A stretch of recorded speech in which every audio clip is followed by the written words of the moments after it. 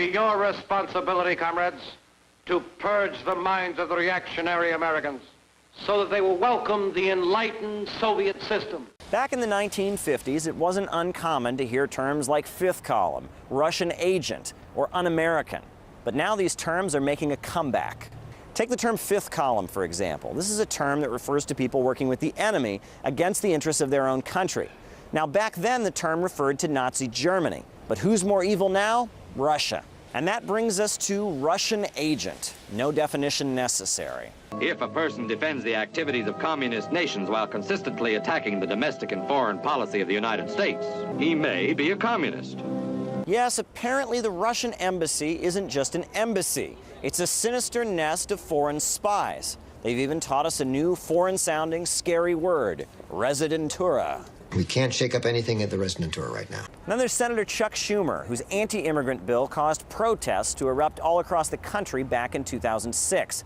Well, now he's tearing up in front of TV cameras, speaking up for foreigners, saying that Trump's travel restrictions are un-American. This executive order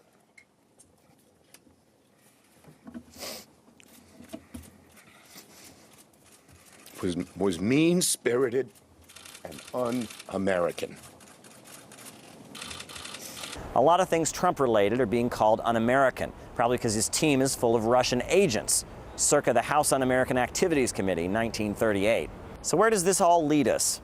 Nuclear war, no less. What Russia now says is that they will, quote, escalate to de-escalate. They are willing to use nuclear weapons to de-escalate a conventional attack.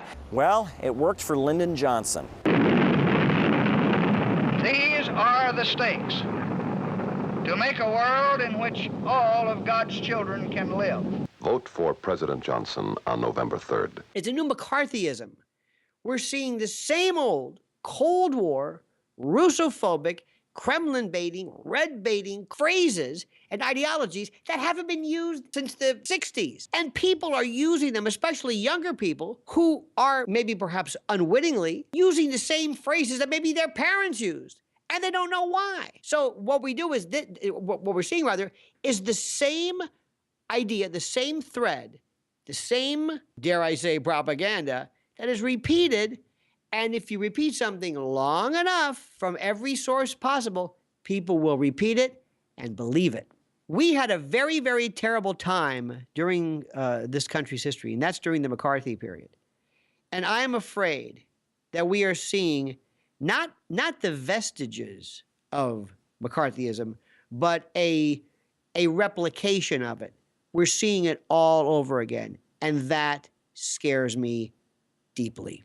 Sure, McCarthyism was a pretty big deal back in the 1950s, but after about a decade, the whole go back to Russia thing, it turned into kind of a big joke.